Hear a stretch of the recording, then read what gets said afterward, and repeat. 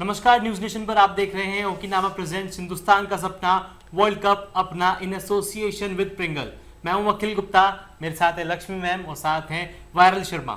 नाम इनका लक्ष्य शर्मा है लेकिन आजकल बड़े वायरल हो रखे हैं। और मैच है इंडिया वर्सेस न्यूजीलैंड का, सेमीफाइनल मुकाबला है और टीम इंडिया का जो हमारा सपना है वर्ल्ड कप जीतने का, अब उससे हम बहुत करीब खड़े हुए हैं। लक्ष्य सिर्फ दो कदम दूर है। सिर्फ 2 कदम और वर्ल्ड कप अपना हो जाएगा। जैसा कि हमने टाइटल दिया था कि हिंदुस्तान का सपना वर्ल्ड कप अपना, सिर्फ 2 कदम। एक मैच जीतना है सेमीफाइनल का, एक फाइनल, उसके बाद वर्ल्ड कप का जश्न शुरू। लक्ष्मी मैम बिल्कुल। और आपको क्या लगता है लक्ष्य? मैं तो 100% श्योर हूं कि इंडिया ये वाला मैच भी जीतेगी। अगर न्यूजीलैंड सामने नहीं होता तो मैं भी यही कहता, लेकिन न्यूजीलैंड के सामने हमारा इतिहास इतना खराब है।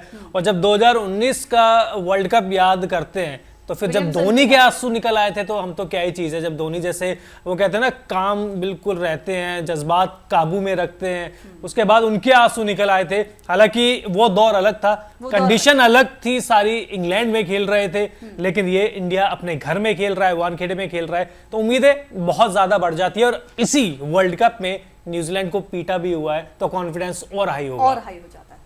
अकल कॉन्फिडेंस हाई हो जाता है लक्ष्य। लेकिन 2019 का सेमीफाइनल बार बार याद आता है, रह कर याद आता है। धोनी का वो रनआउट होना, मैदान से बाहर जाना, आंसू पहुंचते हुए, रोहित शर्मा रोने लगे थे, विराट कोहली रोने लगे थे। और एक इतिहास ये भी है लक्ष्मी मैम कि 2023 पिछले 20 सालों में 2003 से लेकर 2023 तक आईसीसी के जितने भी इवेंट हुए, हम सिर्फ एक ही बार न्यूजीलैंड को हरा पाए हैं, वो भी इसी साल। तो न्यूजीलैंड का पलटा जो है हमारे खिलाफ थोड़ा भारी रहता है। लेकिन बोनी हो गई ना इस बार बोनी हो गई थी। लेकिन आपने भी देखा धर्मशाला में इंडिया बस जीत गया था। विराट कोहली की पारी थी, जडेजा ने एंड में आके संभाल लिया। मैं इसीलिए कह रही हूँ कि इस बार रोहित और विराट से बहुत ज्यादा उम्मीदें हो जाती है लक्ष्य। बिल्कुल हो जाती है, और क्योंकि फॉर्म में भी है, दोनों जने फॉर्म में है। और अच्छी चीज क्या है कि पहले टॉप बल्लेबाजों से, जो टॉप ऑर्डर के बल्लेबाज हैं, उन्हीं से उम्मीद रहती थी। लेकिन इस वर्ल्ड कप में श्रेयस अय्यर ने भी रन बनाए हैं, केएल राहुल ने भी रन बनाए हैं, नीचे से रन बनाए जडेजा ने भी, तो ये कॉन्फिडेंस और बढ़ जाता है। हालांकि हार्दिक पांड्या अभी तक नहीं है और ना होंगे अब दोनों मैचों में, लेकिन कमी अब तक तो महसूस खाली नहीं है, क्योंकि जिस हिसाब से भारतीय गेंदबाजों ने प्रदर्शन किया, बल्लेबाजों ने किया है, तो अभी तक तो जो सारे वो टिक है ना, आप टिक करते जाइए कि सारे जो बॉक्स है वो टिक है अभी तक। बस क्या चाहिए, वो खराब दिन ना आए। जो हम कह रहे हैं ना कि यार वो खराब दिन ना आ जाए, खराब दिन एक दिन वो खराब दिन आएगा।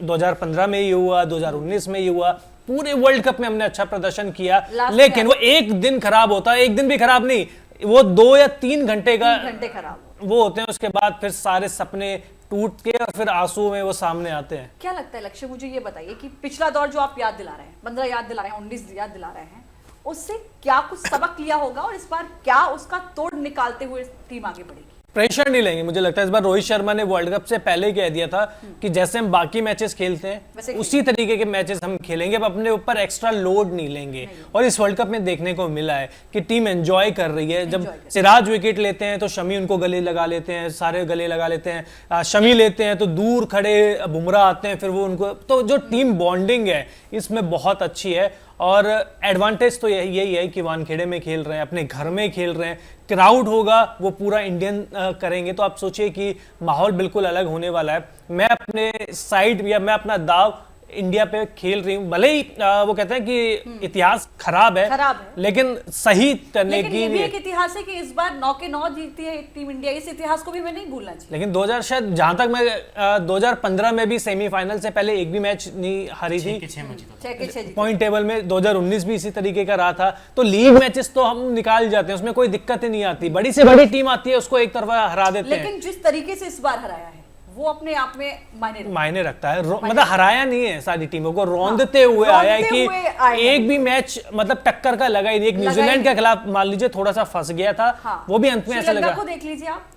अच्छा लक्ष्मी मैम, क्या होम ग्राउंड का प्रेशर हो सकता है? क्योंकि आप वानखेड़े में खेल रहे हैं, पूरा जो क्राउड आएगा सब आपको इंडिया का सपोर्ट करते हुए नजर आएंगे, इंडिया चिल्लाएंगे, तो ऐसे में अगर हम प्रेशर की जगह इसको आप मोटिवेशन देखें तो ज्यादा बेहतर है, मुझे ऐसा लगता है। कई बार वो चीज उल्टी भी पड़ जाती है। जैसे कि कई प्लेयर्स थे 2011 में जब आपने वर्ल्ड कप जीता तो सभी का कहना था कि हमको प्रेशराइज किया जा रहा था, हम उनको लग रहा था कि हम दबाव में खेल रहे हैं, हमको बस वर्ल्ड कप जीतना है। लेकिन कहा ना लक्ष्य ने कि इस बार रोहित ने साफ तौर पे कह दिया कि हम प्रेशर में नहीं खेलेंगे। बिल्कुल। और उस समय मैम और अखिल सोशल मीडिया इतना था नहीं, इतना नहीं था, अब है। और अब पता नहीं कुछ खिलाड़ी अभी भी सोशल मीडिया देखते हैं, कुछ नहीं देखते हैं। अब जैसे रोहित शर्मा ने सारे डिलीट कर दिए अपने जो सोशल मीडिया के, वो किसी भी प्लेटफॉर्म पे नहीं है। जो भी पोस्ट होता है तो उनकी वाइफ करती है, उनकी टीम करती है, तो ये अच्छी चीज है। हालांकि कई खिलाड़ी हैं जो देखते हैं, वो एक्टिव रहते हैं, बट वो खुद का है कि वो प्रेशर भी झेलने की आदत उनको पड़ गई है। और अब इतनी सारी टेक्नोलॉजी आ गई है, कोच उनके पास है, राहुल द्रविड़ उनके पास है जो समझाने के लिए, विराट कोहली है जिनके पास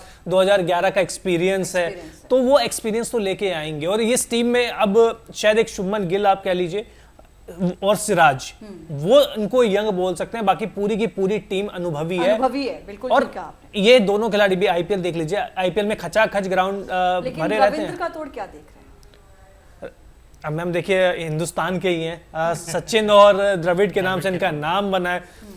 बल्लेबाजी में देखिए मैम अभी तक तो कोई कमी मुझे तो दिखी नहीं है। एक अंदर आती हुई गेंद जरूर पाकिस्तान के खिलाफ मैच में इनको परेशान कर रही थी, लेकिन अभी तक कोई कमी दिखी नहीं है। हालांकि जैसे आगे जाएंगे इनके ऊपर पूरा एनालिसिस होगा, पूरी रिसर्च होगी, पूरी वीडियो टीम बैठेगी, अभी भी बैठी होगी, अभी भी देख रहे होंगे सारे जो सपोर्ट स्टाफ है। मुझे लगता है कि शायद वो सेमीफाइनल का जो प्रेशर ही है ना, वही उनके ऊपर काफी भारी साबित हो सकता है।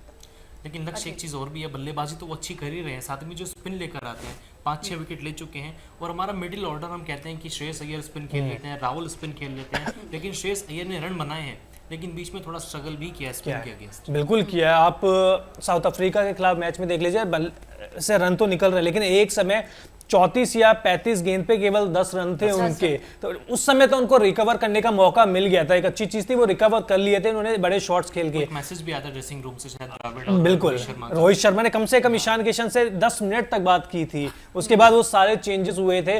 लेकिन हर मैच में आपको ऐसा मौका नहीं मिलेगा। बहुत सिंपल सी बात है कि अगर आप बड़े शॉट खेलने जाओगे तो उसमें आउट भी हो सकते हो। उस दिन उनका दिन था, वो चल गए थे। लेकिन मुझे जो सबसे बड़ी टेंशन हो रही है वो हो रही है कि अगर under the lights team India को अगर बल्लेबाजी करनी पड़ी तो बोल्ट का क्या है? बोल्ट हमारे वो नट बोल्ट निकाल देंगे? नहीं, अब तो मैं तो चाहूंगा कि टॉस जीतो, पहले बैटिंग करो। खैर वो तो टॉस के बाद ही पता चलेगा क्या होने वाला है। New Zealand under the lines Ferguson को भी मदद मिलेगी, सऊदी को भी मदद मिलेगी। और जो रिपोर्ट्स आए कि काइल जेमिसन भी खेलेंगे, मतलब 4 पेसर्स के साथ अगर कीवी टीम जाएगी तो थोड़ा मैं तो पीछे हट रहा हूँ, फिर मुझे डर लगेगा। जेमिसन का भारत के खिलाफ रिकॉर्ड भी अच्छा है, 6'10" उनकी हाइट है, मतलब बहुत लंबे चौड़े, तो परेशान तो करते हैं। देखिए इंडिया में खेले हैं, आईपीएल खेलते आए हैं, तो उसका भी बेनिफिट है।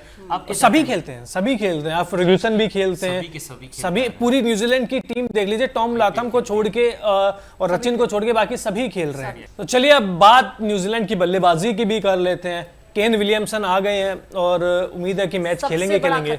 सबसे बड़ा खतरा भारत की टीम के लिए।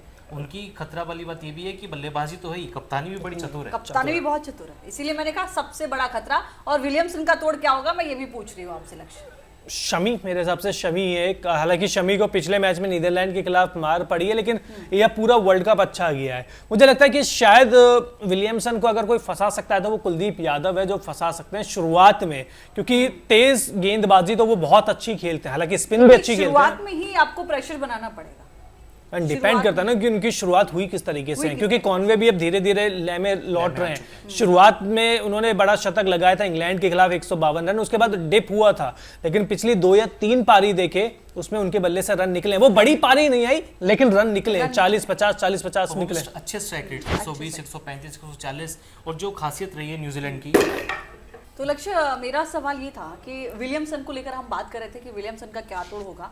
मुझे लगता है कि विलियमसन को आप जितनी जल्दी आउट करने में कामयाब होंगे उतने ही आप फाइनल के पास पहुंचेंगे। ये तो मैम विराट कोहली को भी पता होगा, रोहित शर्मा को भी पता होगा और सारे फैंस को पता होगा, क्योंकि इस टीम की इनकी जो बल्लेबाजी है ना, केन विलियमसन के इर्द गिर्द ही घूमती है। अगर वो क्रीज पे रहेंगे तो जो बाकी के बल्लेबाज है वो बहुत खुल के खेलेंगे, क्योंकि उन्हें पता है कप्तान सामने खड़ा है, वो पारी संभाल लेगा, महान बल्लेबाज है। और दूसरे छोर पे आते हैं वो बल्लेबाज है भी ऐसे, चाहे रचिन रविंद्र देख लीजिए, वो ओपन करते हैं, अभी भी शायद ओपन नहीं करेंगे। इसके बाद जो मिचेल आएंगे, डेरियल मिचेल, वो लंबे शॉट मारते हैं, बड़े बड़े शॉट्स मारते हैं। भारत के खिलाफ इसी वर्ल्ड कप में शतक लगाया है, 130 मारे थे धर्मशाला में। तो वानखेड़े में तो बल्लेबाजी के के लिए और अनुकूल पिच होगी।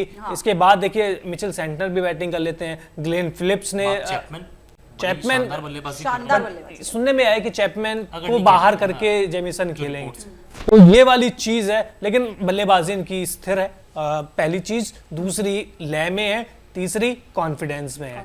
तो अगर हम भारत के साइड से तो बात कर रहे हैं कि क्या क्या ताकत है, लेकिन न्यूजीलैंड भी वो कहते हैं ना सारा जैम पैक है। बीच में 2-3 जगह दिक्कत आई थी, जब इनके गेंदबाज चोटिल हो गए थे, फर्ग्यूसन चोटिल हो गए थे, मैट हेनरी हो गए थे, लेकिन अब इनके खिलाड़ी फिट भी है और अब मुझे लगता है कि शायद हिट होने के लिए तैयार भी चुनौती है। और है टीम इंडिया के लिए, जो लेफ्ट बॉलबाज हैं, जो bowling left arm pacer left arm उनके लिए वो एक बड़ी चुनौती बने हमेशा से। उसके लिए तो सबसे बड़ा तोड़ रोहित शर्मा है, क्योंकि इस वर्ल्ड कप में जो उनकी अप्रोच रही है, फियरलेस क्रिकेट खेलना, सेल्फलेस क्रिकेट खेलना, अपने माइलस्टोन की तरफ नहीं देखते। 48 पे हैं तो छक्का मारेंगे, 90 पे हैं तो छक्का मारेंगे। तो सबसे बड़ा तोड़ ट्रेंट बोल्ट का रोहित शर्मा होने वाले हैं। आप शुरू में ही जाके अटैक करें, 1-2 ओवर निकालें, आराम से निकालना जरूरी है, आराम से क्योंकि निकालना आपको लंबी पारी खेलने पे भी ध्यान देना देना होगा। होगा। 1-2 लेकिन अब तक ओवर हम देख रहे हैं कि रोहित का जो ध्यान है वो मोस्टली एकदम खुल के बिंदास तूफान खेलने पे। वो शुरू में मतलब शुरू में attacking mode में आ तितर जाते बितर वो कहते हैं ना, वो कर देते हैं। आपने शाहिन शाह अफरीदी का इतना बड़ा नाम था, आए 2-4 छक्के लगाए, वो खत्म। वो शाहिन शाह अफरीदी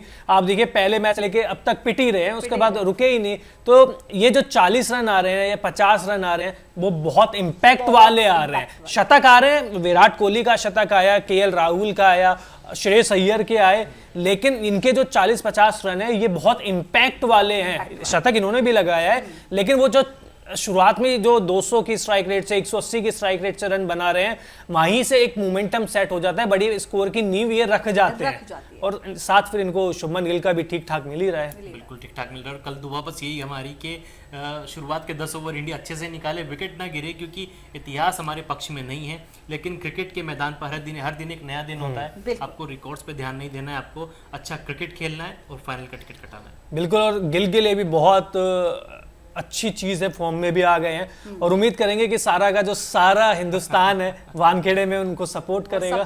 बिल्कुल सपोर्ट करेगा। तो आप तो इस पर भी निगाह रहेगी कि कल टॉस कौन जीतता है। टॉस बहुत इम्पैक्टफुल है, बहुत बड़ा फैक्टर है, बहुत बड़ा फैक्टर है, क्योंकि अब कंडीशन हमको ड्यू भी देखना पड़ेगा, वहां पे ड्यू पड़ेगी कि नहीं पड़ेगी, क्योंकि मुंबई में पड़ती है, वानखेड़े में ड्यू पड़ती है। मौसम चेंज हुआ है तो उसका असर भी दिखेगा। हो सकता है, मतलब वेदर रिपोर्ट भी देखनी पड़ेगी क्या कहती है। लेकिन बारिश की तो कोई प्रेडिक्शन मुझे लग नहीं, तो बारिश की है नहीं।